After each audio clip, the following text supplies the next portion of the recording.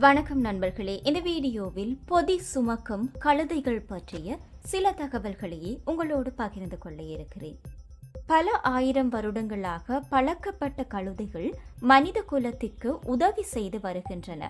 இவற்றை பழக்குவது அவ்வளவு சுலபமானது அல்ல என்கிறார்கள். நம்பிக்கை ஏற்பட்டு பழகிவிட்டால் இவற்றை கையாள்வது சுலபம்.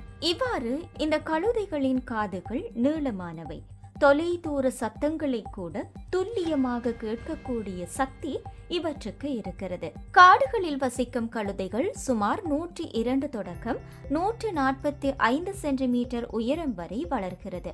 வீடுகளில் வளர்க்கப்படும் கழுதைகள் 90.142 சென்டிமீட்டர் உயரம் வரையே வளர்கிறது. கழுதைகளில் கருப்பு, வெள்ளை, பிரவுன், சாம்பல் நிறங்கள் இருக்கின்றன.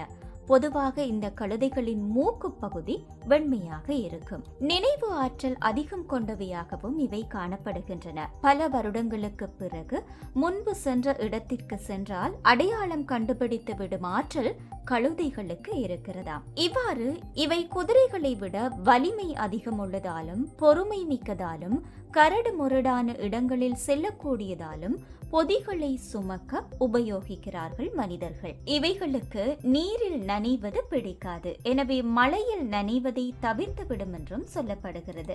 கழுதைகள் கூட்டம் கூட்டமாக இருப்பதை விட தனியாக இருப்பதையே மிகவும் விரும்புகின்றனவாம். ஆடுகளுடன் இருப்பது மட்டும் கழுதைகளுக்கு மிகவும் பிடித்தமான ஒரு விடயம்.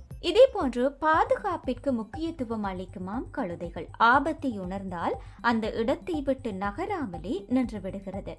இந்த வரிசையில் 40 வயது வரையில் உயிர் வாழுகிறதாம் கழுதைகள் என்று சொல்லப்படுகிறது. சில இடங்களில் 40 வயதிற்கு மேலும் உயிர் வாழ்கின்றனவாம். கழுதைகள் ஒரே சமயத்தில் அதன் 4 கால்களையும் காணும் திறமை படைத்தது என்றும் சொல்லப்படுகிறது.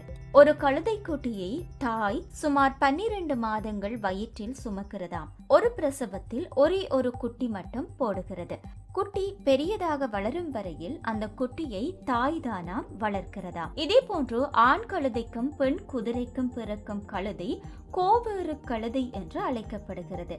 சாதாரண கழுதைகளால் குட்டிகள் போட முடியும். ஆனால் கோவேறு கழுதைகளால் குட்டிகள் போட முடியாது என்றும் சொல்லுகிறார்கள். கோவேறு கழுதைகள் சங்க காலத்தில் அத்திரி, வேசரி என்ற பெயர்களால் அழைக்கப்பட்டதாக சங்க இலக்கியங்களில் கூறப்படுகிறது. மேலும் இது போன்ற வீடியோக்களை பார்வையிட வணக்கம் லண்டன் யூடியூப் சேனலை சப்ஸ்கிரைப் செய்யுங்கள்.